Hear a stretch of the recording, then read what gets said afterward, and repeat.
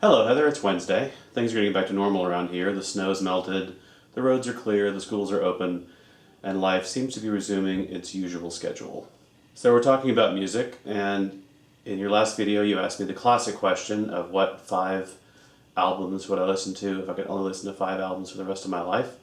And before I answer that question, I thought there was something really interesting that you said when you were talking about how if you were on a desert island with 5 albums, you really hoped that the people with you brought some other albums so you could share, because even your 5 favorite albums would get really boring.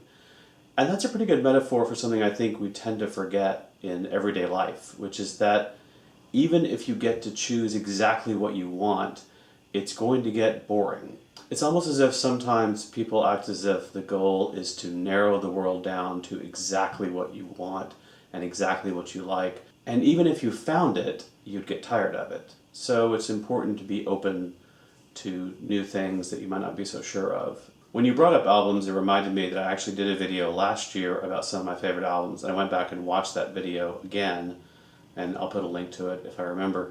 And I talked about 3 albums in that video. One was Cyndi Lauper's She's So Unusual, the other is Prince's Purple Rain, you can tell I'm a child of the 80s, and then the third one was Green Day's American Idiot, which I listened to nonstop pretty much in the early 2000s, or whatever we're calling that decade.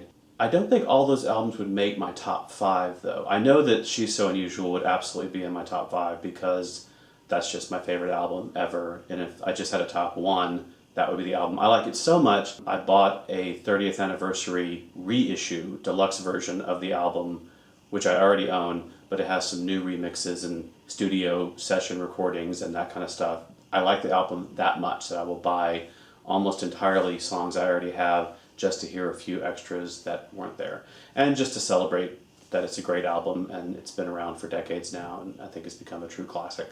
It's easier for me to name artists I would listen to than to necessarily pick just one of their albums as representative, because you always have that dilemma of there's stuff that's more recent, that's more exciting, but there's also the older stuff that you have more connection to, that maybe was from part of your life that you want to remember. So that's always a kind of balancing act.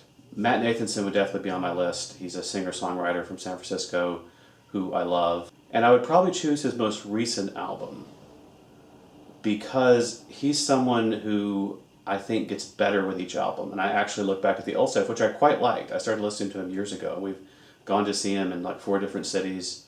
Love Matt Nathanson, but I really do think there's huge growth with each album. So I would either choose his most recent album, Last of the Great Pretenders, or the album right before that, Modern Love.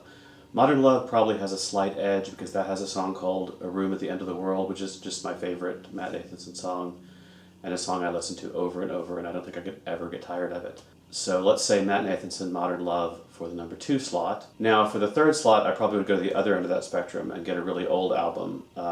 There's an artist, a singer-songwriter named Nanci Griffith, who's originally from Austin and who I've always loved and have listened to devotedly since college. And her album, Last of the True Believers, is just a fantastic acoustic folk collection. So that's one of her earlier albums, and it's not only a really good album musically, it also connects to a part of my life that I want to be able to relive. You know, my early college years listening to music in bars and coffee houses late at night. Wow, only 2 slots left. That is really, really difficult. I think number 4 would have to go to The Decemberists, The King is Dead. That has songs like Why We Fight and the January song, which are just so evocative, and I'd really want to have those with me.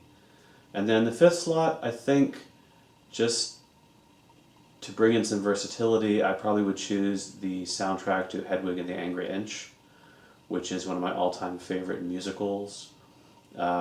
We saw the movie with John Cameron Mitchell, who wrote it. We saw a really good stage version in Dallas. We're going to go see Neil Patrick Harris do it on Broadway in June. We've already got the tickets.